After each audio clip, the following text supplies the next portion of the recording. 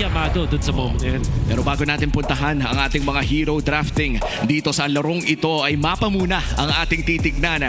Ano kaya ang random draw na lalabas dito? Huwag mong sabihing expanding rivers na naman. 3 games na nating nakita. Ito, fourth game is Pang-apat na ito kung sakaling expanding rivers na naman. Bakit mo kasi yan eh? Minanifest na naman eh. na manifest. Pare ko'y tatlong games na natin nakita ito kanina sa match ng Falcons versus Smart Omega. Pero mukhang expanding rivers na naman po ang ating makikita para sa Game 1 ng Twisted Minds kontra Team Liquid Philippines. By the way, this will be Team Liquid Philippines on the red side, blue side para sa Twisted Minds. Tatanggalin na yung Fredrin, pati yung Lancelot, ang yung Sushin na madalas din pinipick sa blue side. Very early chip na ban din mula dito sa Twisted Minds. Ngayon, ang palaisipan is ano yung first pick? Without the Lancelot, without the Jushin, ano yung mga top-notch dito na priority picks? Backsha for sure para sa Twisted Minds. I just hope and pray. Sana hindi Angela. Sana hindi Angela. Well, nakakita na tayo ng marami-raming Angela games dito sa loob ng ating liga. To be exact, I think around 4 or 5. And lahat yun hindi panalo. And I believe for Twisted Minds, yung last time na nakasama natin sila with Omega, that's 2 Angelas for Sean.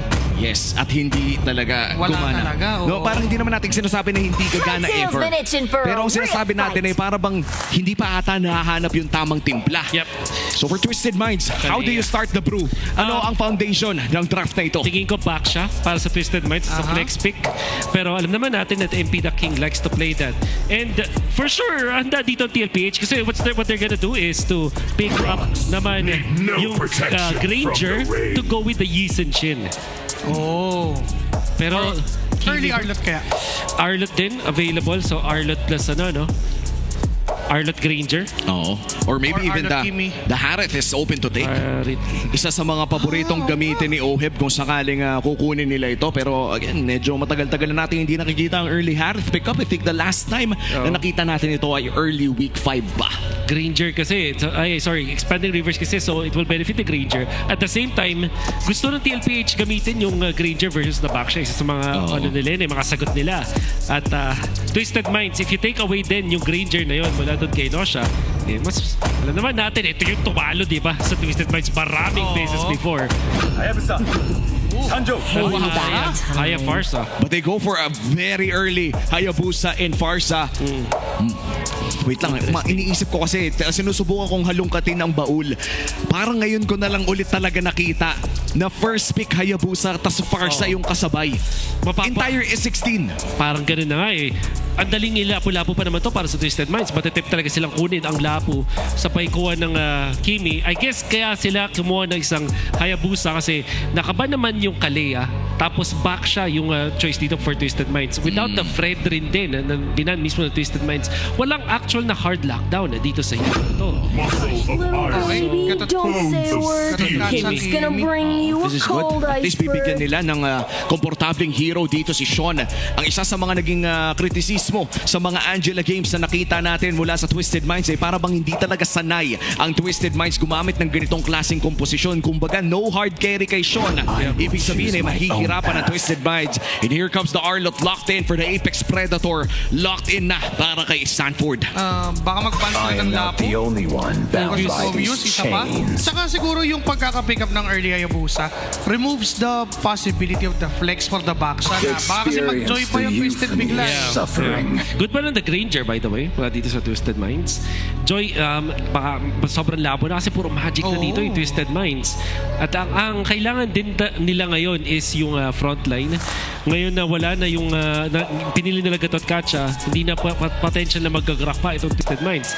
In fact, DLPH, baka nga sila pa yung mag-grack sa mga ganitong senaryo. Parang ibang-iba pala yung timpla no, sa game na ito. Kung tutuusin yung Grak kanina, napakataas ng win percentage. Pero ngayon, nagkakaroon na ng mga blocks sa draft pa lang mismo. Yep. And with that Phobius ban, mukhang magiging mas maganda ang laning phase ng Arlot na ito. Men, guaranteed na maganda yung laning phase ni Sanford dahil sa dalawang bats na ito. Kahit kahit blue. CC na lang yung hihirap sa kanya. CC na lang kasi yung Yura mahirapan. Makikita naman natin na parang kailangan na mag-double down nga ng Twisted Minds onto control. Kasi parang di kaya ng gatot katsa lang no? Kapag ang CC ay ang pinili dito ng Twisted Minds, ibig sabihin, magiging free yung fire sa dito to deal the damage, hindi siya masyadong contested. I believe the Twisted Minds are much better off kung iba yung damage output nila. So, good ban on the Harit as well. Wala dito sa Twisted Minds. So, TL, ano matitira sa kanila? Mga mapanata na naman itong mga tropa natin sa TL. Carry against Baksha is good. Pwede. Siguro last pick na nila yung JP Hero. Oo. Pero kung what if kumuha sila bigla dito ng CC tapos ilagay nila sa Rome yung Arlot? Then suddenly you don't have XP lane options anymore. Para dito sa Twisted Minds, parang mapipilitan ka mag-Uranus in a game na hindi mo naman kailangan ng Uranus, ay ng Uranus. Trisla, may ganun pa. Parang babalik ka sa... Pero hindi parang kukulangin sa damage pag nag-Trisla. Kulang, kakapusin talaga sila dito. Back siya yung jungle of choice. TL, Hylos is so good. Pang-tangke din talaga. Twisted Minds. Although may factor naman ng back siya for the anti-heal. That could play an important factor here later on. Ngayon, ng Twisted Minds, baka sila pa mag-carry dahil yun yung prop dito ngayon sa isang high loss. Para sila na damage. And then, if you're looking for XP, CC na lang talaga. Lalo na, high loss na yung pinili. No option na to. Parang kung hindi ka pa mag-CC dito, I feel like the Uranus will be pretty much forced. Kukulangin nata sa damage. You kinda do need the CC for the DPS. At kung yung carry nga na nasabi mo ay kukunin dito, one of the best answers para sa isang high loss. Historically, even like a year ago, nung usong-uso yung high loss, hard carry talaga yung sagot. Pwede kaya sila mag-Moskov dito para hard carry. Kasi yung thing with carry is it's good. Pwede niyang i-hold yung ground niya against Hayabusa with the wind of nature, tapos meron siyang high loss. Pero ang hanap kasi ng Twisted Minds yung talagang tatapos ng laro for them So it's going to be the Moskov. Ngayon, para sa TL, ano ang Nathan talaga? Ito yung pangtapat sa sa Moskov Or Bruno, mga ganon. Obsidian na kaya. Obsidian na ba? Kapon pa natin binabanggit yung pangalan na hindi lumalabas, tumigil na lang tayo bigla kanina. Pag pinik ni Oheb yan, Please. Oheb Siege. Oy, Ang bilis ang bilis mo dun Wala lang, naisip ko lang. Paninig mo na yun Parang ngayon lang ba talaga dumating yan? Ngayon lang. Claude pa rin. Okay, the answer is Claude. Pero parang ito ata yung favorite na vengeance target ng isang CC. Yes, that's right. Magiging effective yung mga blade armors dito para sa Twisted Minds eventually. To be fair, di naman natin din pwedeng i-discount yung fact na itong Claude magiging okay laban dun sa mga heroes like the Baksha and as well as the Gatot na walang hard lockdown talaga. They don't even have a knock-up na pwedeng mag-cancel dun sa ultimate nitong si Claude. So kapag nagkaroon na ng Trinity, itong Claude, it's gonna be okay. I think this is a pretty even draft. Gusto ko yung decision ng Twisted Minds na imbis na mag-safe pick na carry, ni-risk nila dito sa isang Moskov. Kumbaga yung 50-50 ginawa nilang high risk, high reward na lang. And yan naman talaga ang identity ng mga rookies natin, yung mga gigil na may patunayan, yung mga gigil na manalo. But up against the MSC 2025 champions, magiging mahirap ang road na itatahak dito ng Twisted Minds. Welcome to game number 1 of this DLPH versus na nakita ang mga ito, umabot tayo sa sandamakmak na mga laban, napakatakas ng kill count. Ganun pa rin kaya ang ating makikita dito. Mataas yung chance kasi for Team Liquid Philippines, nandyan yung Arlot ni Sanford. Mainly yung value nito ay para sa setup or initiations. Para naman sa Twisted, yung Kimi tsaka yung Moscow, parang by the time na maging online yung dalawa ng sabay, medyo kill after kill agad yung hahanapin. Yeah. We'll be overloading the damage at itong si Sean at si Kaloy already. Checking kung saan yung movements dito ni Karltzy. Meron bantayan ni Daddy JP. Hindi masyadong nag-overcommit. Sanji, interestingly, dumalaw lang dun sa may bottom lane. Para itong siguro tumulong. Kasi CC versus Arlot, talagang CC sided. Especially no level 1 kung saan you kind of have to make a choice. Either kukunin mo yung first skill for, let's say, long range minion taking. Pero kapag nag-second skill ka may against sa CC, that's borderline suicide para dito kay Sanford. Pero mukhang nandito na nga tayo sa punto na kaya nang pumalag ng isang Arlot. At level 2 power spike, konting hininga yan. Sakit na. Na-speed up misery papapunta dun sa crab. That could could have been a good hit para kay Nosha pero di niya na rin tululoy kasi may sumilip na Sanji eh. Yeah. So, interesting yung naging first set of items dito si Nosha. Opted to go for early boots. So, siya dito, early warrior boots ang kanyang kinuha. Whereas si Oheb, no boots, more on attack speed yung kanyang kinuha. Twisted Minds actually, or Nosha, ang technically nananalo sa lane na yun. Oo, and so far, no, with the expanding rivers, mukhang gagamitin ito ng TLPH para magkaroon ng area and coverage against that turtle. Kakabit man yung quad shadow. Hindi ito gagamitin ni Karltzy. Twisted Minds ang may hawak ng pagong at mukhang ibibigay na ito ng TLPH. Mukhang i-give up na. Naging call na ibigay na yung turtle dahil din walang shadow at that time si Karltzy. They don't wanna risk yung pagpasok niya na siya pa yung mahuli. Uy! Very aggressive SOD as well. Mula dito kay Nosha, no? Paano kaya kung naagaw pero mukhang magkakaroon ng malaking laban dito sa may batang top lane. JP and MP the King. Yun talaga yung force. Kaso ka lang doon sa baba, may final slash and Lansu will go down. That's 3 members from TLPH. Ang importante doon, isang wave ng minion yung madedinay nila kay Lansu. Kasi pagkakapatay nila, parating pa lang yung minion wave dun sa may bottom lane. Bukod sa makakuha sila ng outer dirt energy shields, about 70% yung nakuha nila. Ay, nakakuha sila ng isa pang kill at nadinayan ng gold itong si Lansu. At yun yung masakit, no? If you're a Exactly. CC, gusto mong makalabang ka sa lane. Di tatama ang AOG, pero yan na, Kaloy! May nahuli nga lang doon. It is gonna be Sanji falling down to the hands of Sean. Maganda sana yung idea na kapag bumunggo, saktong may AOG, pero naiwasan ni Karl. Kaso nga lang si Sanji ang namatay. Well, yan na yung signature Sky Piercer first item ng Kimi ni Sean. Bukod tanging gumagawa niyan sa MPL. Sa ngayon ay siya. Yep.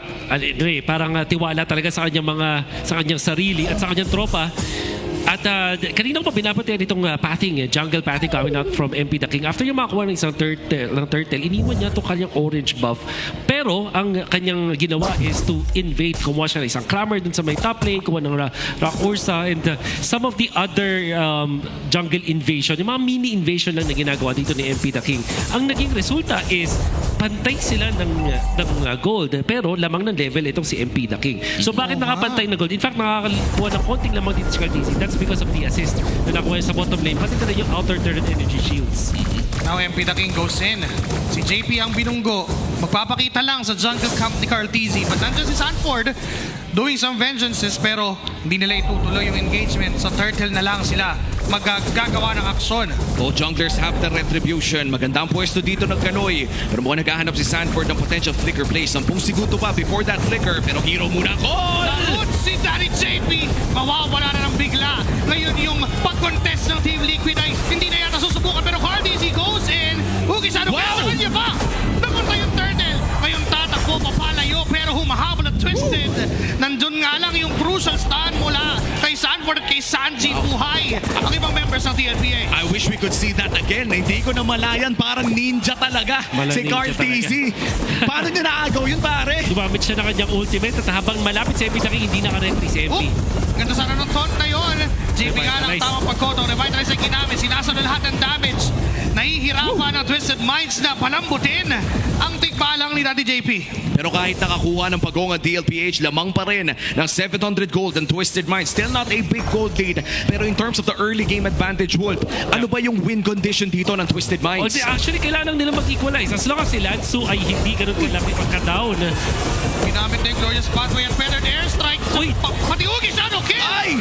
Pero may swerte si Nosha at hindi siya namatay. Pumasa sa minion wave. Agimat! JPI!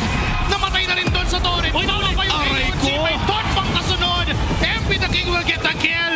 Sunod-sunod na pagpatay mula sa Twisted Minds. Pare, tinalo pa si FPJ at si Pedro Pinduco.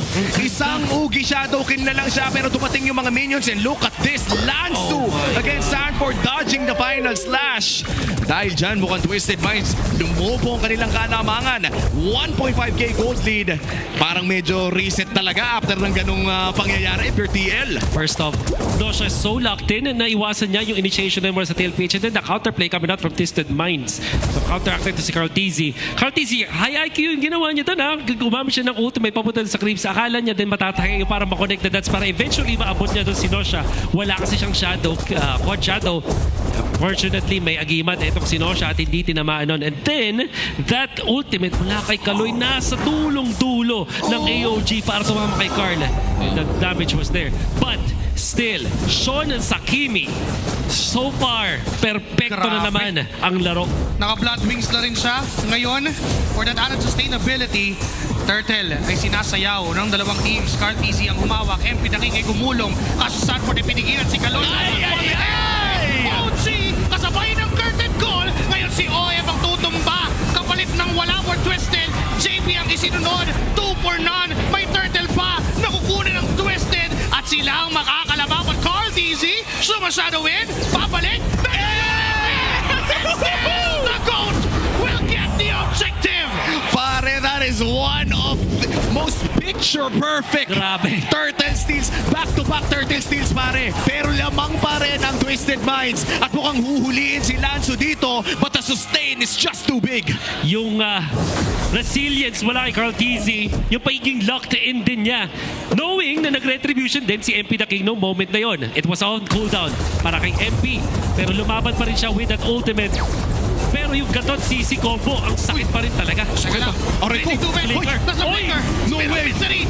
SOD. Na tumama. And tinamaan pa rin ni Sean. Eto si Oheb. Ngayon si JP ang sumasalo ng lahat ng damage na manggagaling sa Twisted. And still Oheb falling down to the hands of the mines. Pare, ang ganda ng laro na to. Oh my God, Nosha! Ang sinabihan nating na aurahan at hindi pa nakakaisa kay Oheb. Not only equalize the early game, pero nasibat pa.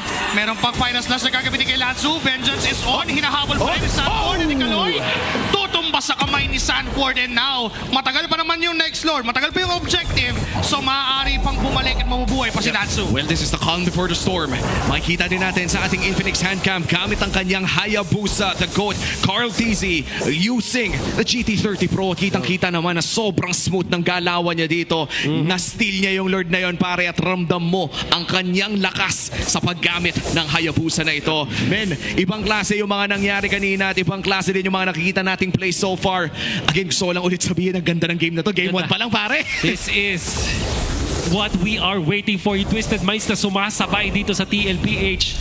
The first leg sa kanilang unang paghaharap, aurado ang mga members ng Twisted Minds hindi makakilos. They didn't look like themselves. Pero ngayon, na meron silang Kimi, talagang nakikita natin komportable Twisted Minds. Napakaganda ng savage method na yun. Unti-unting babagsak ang buhay ng mga members ng TLPH. Sanford's gonna go down. Kalay may AOG pa doon. Glorious Pathway ay ginamit para makatakas sa sitwasyon, and it's Oheb na manggagaling sa taas kasabay naman ni Nosha. They are preparing for this Lord take. Oo, yan na nga. Unang Lord ng larong ito. Kanina pa hawak ng Twisted Minds ang kalamangan. Sa larong ito, JP nahanap na nila. Rekta na rin sa snare. At mukhang yung SOD!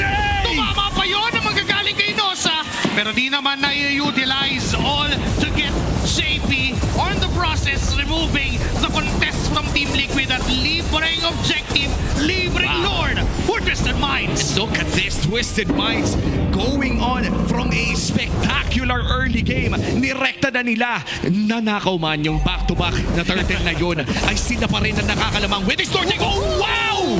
Better airstrike na sabay ng slash. Nosha. Si Nosha sumubok na mabuhay, pero di na siya mabubuhay sa kamay ni Sanford. Ganda ng mga combo naman from TLPH. Of course, that's Sanji nailing the combo against Nosha. And Sanford dineliver na naman for that alley-oop, eventually taking out etong si Nosha na kanina pa din napakaganda ng ating laning stage. And then eventually the mid game for Nosha is pretty good. Almost sa kanyang Trinity, hindi naman din napapalayo dito sa farm ni Oheb. The 0-2 and 0 with the Claude. How the tables have turned para sa Twisted Minds. Nagamit nga lang yung Ugi Shadow Kill ni Karltzy. Sanford, Ayun na ay! naman. Pasa ni Lanzo yung final slash, pero dun sa gitna may nangyari palang laban. JP sumasalo, Sanji nga lang, naipit sa gitna. At hindi na siya mabubuhay pa. Sanford kasabay niyang tutumba. Ngayon yung Lord ay buhay pa. Puputok yung Holy Defense, makiklear yung Lord. Pero yung top lane pwede isunod ng Twisted. Kitang-kita mo ngayon yung investment, yung early investment ng Twisted Mind kay Sean. 8-0 on this game. Glorious pathway na gamit na rin. Gusto na nila yung inhibitor turret ito, pero MP the King hindi pa naman bumabaga. Oheb with the blazing to win. Ako si Karl! Si Karltzy ay na-stun, pero buhay pa rin naman. Oheb ay sumasunod ng pass. Sago-sago mula kay Sean. At masakit na yung damage. Tinamaan pa ng root, pero madidefend nila ang inhibitor turret. Whew, nice defense. And how about that? Sanji, kanina under fire from Twisted Minds. Alam niya na wala ng stun or taunt etong si Kaloy. Kaya naman, ginamit na niya yung ultimate niya kahit nasa harap niya yung gatot kacha mismo. At ang kanyang target, only Nosha. That's why hindi rin nakakuha ng inhibitor dito Twisted Minds dahil napatumba agad nila dito yung Moskov na turret hitter. And that is because of Sanji. Eventually ay napatumba pero nagawa naman yung trabaho na kailangan niya. Still though, malaki pa rin ang lamang ng Twisted Minds. Let's talk about Lansu. Dahil 2 beses ko lang nakitang dinudge niya yung final slash ng Arlot by actually being on top of the Arlot. Di ba pag magkatabi kayo, hindi natamaan ng final slash? 2 beses niyang ginawa yun. Oo, ang ganda ng micro ni Lansu against Sanford. No? Talagang wala nang nagpapa-aura sa larong ito. In fact, 3.5k nang ang kalamangan dito ng Twisted Minds. And so far, looking at our Infinix in-game equipment, kumuha na rin ng Wind of Nature dito si Sean on his signature Kimi at this point. At mukhang papunta pa siya sa kanyang DHS build. Isa sa kanyang mga paboritong i-build dito sa Kimi na ito. Sobrang laki ng agwat niya against Sanji. I believe that's 2K? Almost 2K gold lead. That's right. And 8-0-0 pa. Sobrang makasarili nung Kimi ni Sean. Pero kung yun yung gumagana para sa Twisted Minds, for the No longest time, assist. lagi natin pinag-uusapan eh. Parang si Sean yung mid lane na parang pinaglalaro biglang hyper carry. Siya yung carry mid lane atin. Tapos si Kaloy, 008. Oo, pre. Ganyan ang galaw. Diba? Yun yung perfect combo. Kaloy Sean combo. This time yung Lord ay sasayawin lang. Nandyan si Kaloy, sisilip dun sa bush. May 3 miyembro siyang nakita, 4 kasama si JP. Tinalian na. Kasama si Oheb, Curtin Cole, OG. Hindi tumama yung combo na yun. Glorious pathway, papalayo at papatras. Wow. Karltzy, naghahanap lang ng perfect timing para pumasok. Nandun yung FLS, lagi ginamit na rin. Lansu, sumalo. Pero si Sanford ang unang tumumbaw. Gisanong kill and a win of nature from Sean to deflect that damage. Grabe. JP is low. Even time ng mga members ng Twisted. Ay! Go! Tinamaan! May shadow! Inabawan! Pero pagbalik sa nakaraan ay hindi na siya mabubuhay. And it's Sanji alone. Kasama naman si Oheb na nanggagaling pa sa base. Pero mukhang yung Lord ay pwede nang Sanji! So Sanji with the Rosal. Nagkata sana nung dash ni Nosha. Pero inabot pa rin ni Sanji ng Ako. kanyang Predator S. Bird cam. Kinahabol siya ngayon ng mga members no ng traction. Twisted. No traction pulse connecting. Oh Pero my inabot ng God. second. And this time, Sanji will fall down. At mukhang tuloy pa nga ang laban. Si Oheb ang nananatili for Team Liquid Philippines. Pero nandyan na rin naman si Sanford. Agharang babalikan yung Lord for Twisted Minds. Pero tignan mo, lock build na by Lock build 14 minutes. Dito si Sean, 11-0-0. Yan ang KDA ng killer hyper carry Kimi na ito. Pang 11 ka sa listahan ng Skypiercer ko, sabi ni Sean. 11-0, the Sean game that we've seen mula sa Twisted Minds. Hindi man lang mahawakan ng TLPH kahit si Karltzy tagot na Wind of Nature ng isang Kimi na mid laner ng Twisted Minds. Not to mention na 3K na yung gold lead at patuloy lang tumataas at lumulobo. And this time yung Lord ay ni-reset na ng Twisted Minds. Hindi nila kita si Karltzy, so talagang tamang hinala dito ang mga members ng Twisted Minds. Pero pumasok doon, nakita si Nosha. Nandun naman si Wind of Kaloy Nature na yun. para pagsaluhan yung Ugi Shadow kill. Pero enough yata para mapauwi si Nosha pero hindi. Wow. Bumalik lang yung buhay about 50% at lalaban muna ulit ang Twisted. Ipaburst na nga ata nila ang Lord na ito. Sino makakapag-secure? It's Karl! Siya pa rin ang makakakuha ng objective na yun. Ngayon nalaman na lang at Twisted at maghahabol. Si Sanford ang naiwan. Pero may AOD binitawan na hindi tumama. Ngayon tutuloy pa ba? Kasi nandyan pa si Lansu. Karltzy with a shadow. May aabutan ba siya? No sir. At atras ang dalawang teams and it's the LPH with a crucial Lord take. At lamangan sa kill score ang Twisted Minds. Team Liquid naman na nakakalamang sa mga objectives. And now with this Lord push, ano ba yung mga kailangan? Ano yung checklist if you are TLPH? Well, they have to group up. At nakita natin dito sa TLPH, they're really good at that. Yung kanilang pwestuhan dito, yung problem solving ng TLPH ay top-notch. Nakita natin si Sanji na kahit 3 deaths sa talagang lugi na dun sa kanyang tapat na pressure niya si Sean. Actually, forcing Sean na mawala sa pwesto ng Twisted Minds at hindi maka-free hit dahil dun sa kanyang uncanny na movements. Sanji held on dun sa long bush dun sa may bottom lane. Nag-pop na kanyang ultimate at actually naiwasan pa yung initiation ni Nosha dahil nagulo at nasargo yung pwesto ng Twisted Minds na hindi nakapag-lordan sa Twisted at nakahanap pa ang TLPH na magandang red trip. And now Twisted Minds on the defense. Yung Lord ay nangangalahati yung buhay dito sa may bandang ibaba. May flicker dito si Sanford. Pwedeng manggulat. Nandiyan ang angulo. Nagamit na ang Feather Airstrike. Pero matutunan muna yung Lord. Si Sanji ang hinanap nila. Pero mukhang makakatakas naman ang Team Liquid Philippines. Tuloy ang kanilang push. May minion waves pa sa taas at gitna. Magre-ready ngayon ang TLPH for another round. At doon sa gitna yata magiging target, Oheb ang nagpapakita. Pero hindi na napama yung taunt mula kay Kaloy. Kita rin sila ng vision mula doon sa sentry ng Twisted Minds at aatras ng Team Liquid. Lang naging close TLPH. Nahawakan nila yung lamang for a little bit. Twisted Minds with the defense. Pero 17 minutes into this game, break even tayo. And who would have thought na ang pinakamayaman na player dito sa Twisted Minds ay yung mid laner nila. Oh. Na Kimi, luck item, baka nga ibenta na rin itong boots eventually. As siya na ang pinaka mataas ang DPS dito para sa Twisted Minds. To be fair, TLPH, yung kaninang problema nila na curtain call and avatar of the guardian combo, yung CC gatot na sinasabi natin deadly, naiiwasan nila pa ulit-ulit. SOD and traction pulse will connect. Pero hindi naman papasok dito ang Twisted. Karltzy with the shadow rather. Pero hindi kakabit yon sa Twisted Minds. So mag-aatrasan at mag-aabang muna ng next objective. And now we play the macro game.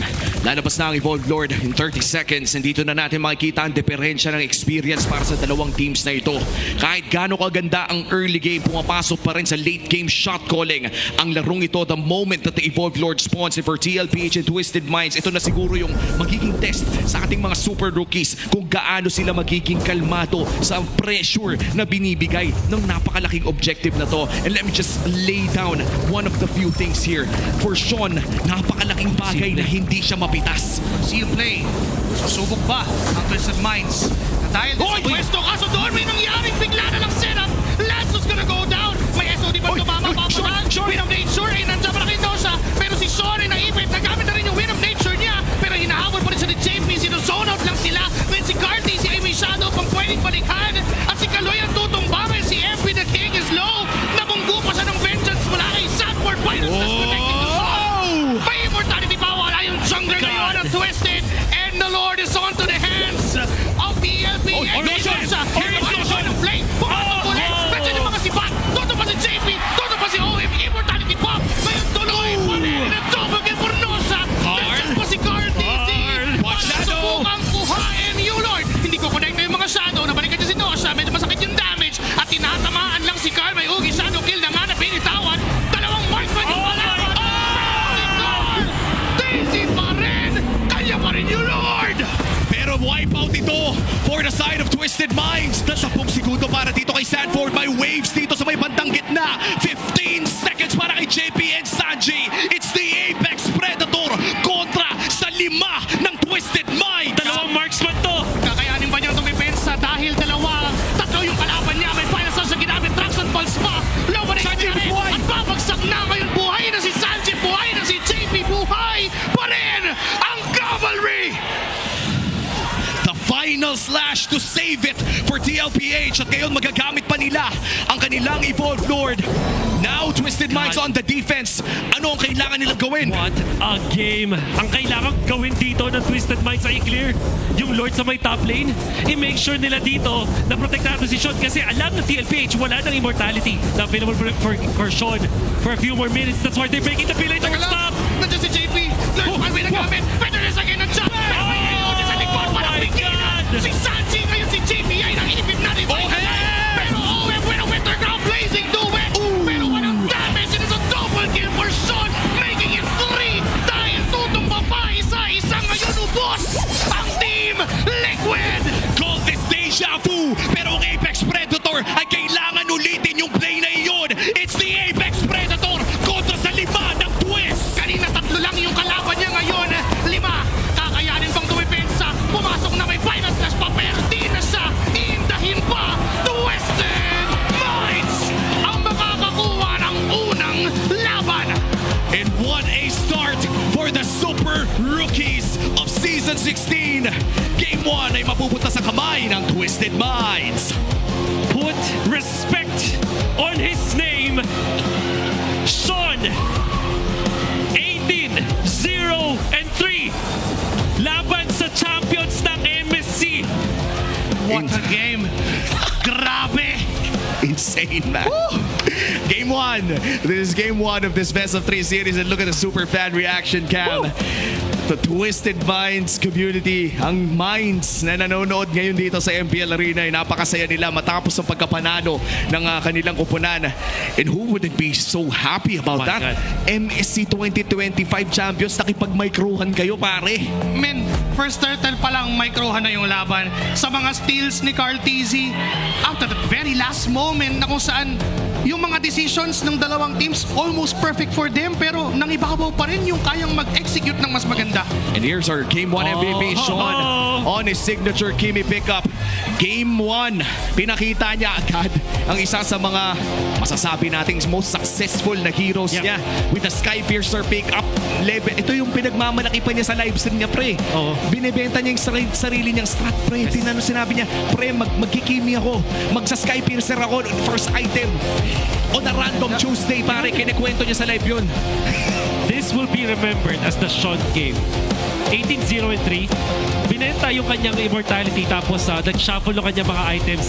Dumating sa point na naka-rapid boots na siya sa dulo para lang maiwasan at pa-micro yung kanyang mga rapid. And how many times is he able to outplay yung kanyang mga kalaban dito, lalo na dun sa dulo kung saan etong si Daddy JP talaga hinaharapan na si Sean pero nakamove pa rin siya na away from it. Final slash and then the random immortality na hindi naman din kita ng side ng TLPH para doon sa mga dulong mga moments para mag-survive. At syempre, yung unforgettable na wind of nature play para kontrahin si Karltzy. Ilang beses niyang tinalo at tinaya ang kamatayan. 18-0-3. If you're not impressed, I don't know anymore. Oh man, makiramdam ko hindi na makakahawak ng Kimi to sa... Hindi na talaga makakawak ng Kimi to. Hindi na makakahawak ng Kimi to, Tsaka, pare. to be fair, sobrang ganda ng mga positions ni Karltzy. Ang ganda ng mga pasok niya para lang abutin tong taong to. But then again, because of what he does Grabe. and what he did during that game, I mean, kailangan talagang maisulat sa libro ng kasaysayan na ang Game 1 ng Twisted TLPH ng Week 6 Day 2 ay ganon katindi ang performance. I gotta say, man, mas mahirap na mag-gaming ngayon, ah. Hindi na pwede yung top lamang ang gagawin mo. Literal, minsan may top tutok, top hold. Ibang klase na. Ibig sabihin nito si Sean, minamanual. Yan ang itsura ng manual joystick, pare. And look at this, yung stun ni Nosha kay Oheb, dinikit at tinuhog dun sa crab. And then syempre, clean up mula kay Sean na unstoppable.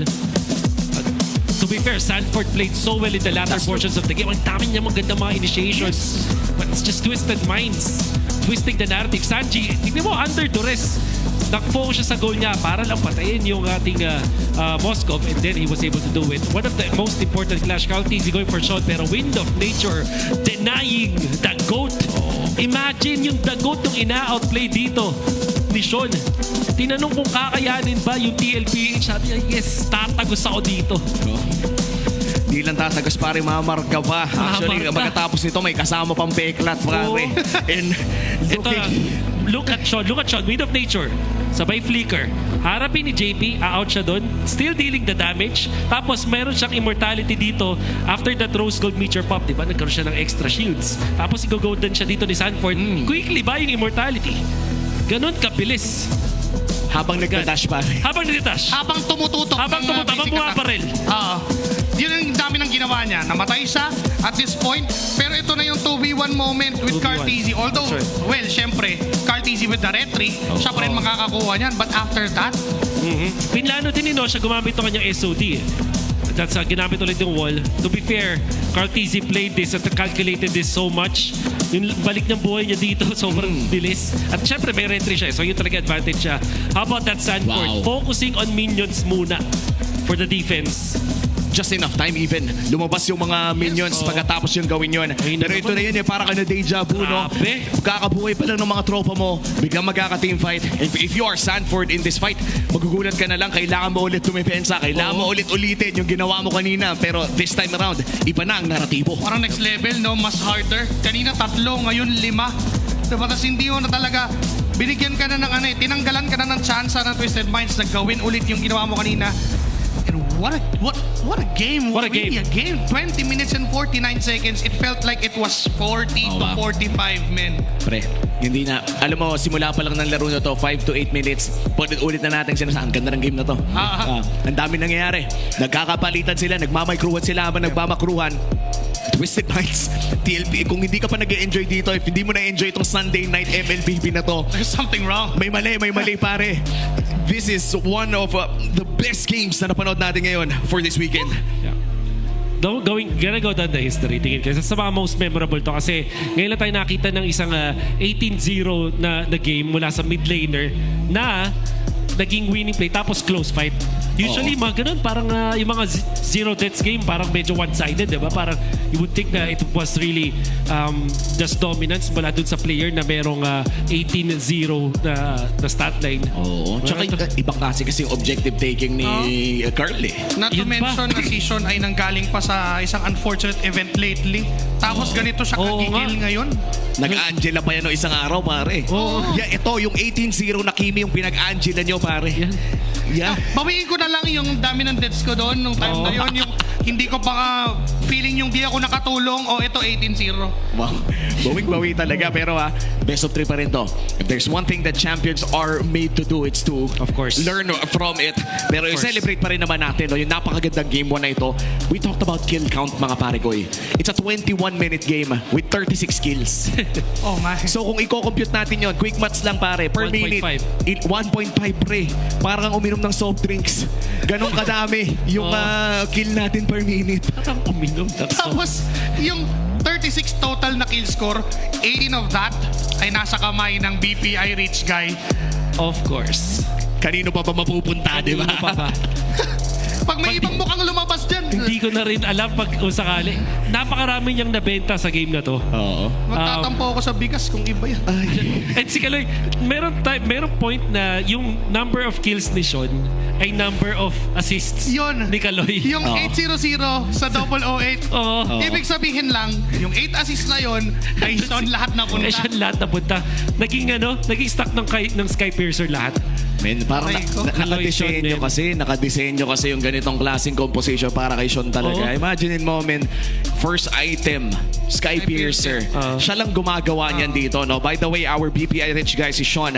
At bukod pa dyan ay nilaro talaga ng Twisted Minds around the mid lane Yep. para mangyari ito. Again, it's entertaining to watch kasi it's a fresh take on what mages could be dito sa Grabe. MPL Philippines. Ngayon lang nakita ng 3,500 from kills and assists. Oo nga.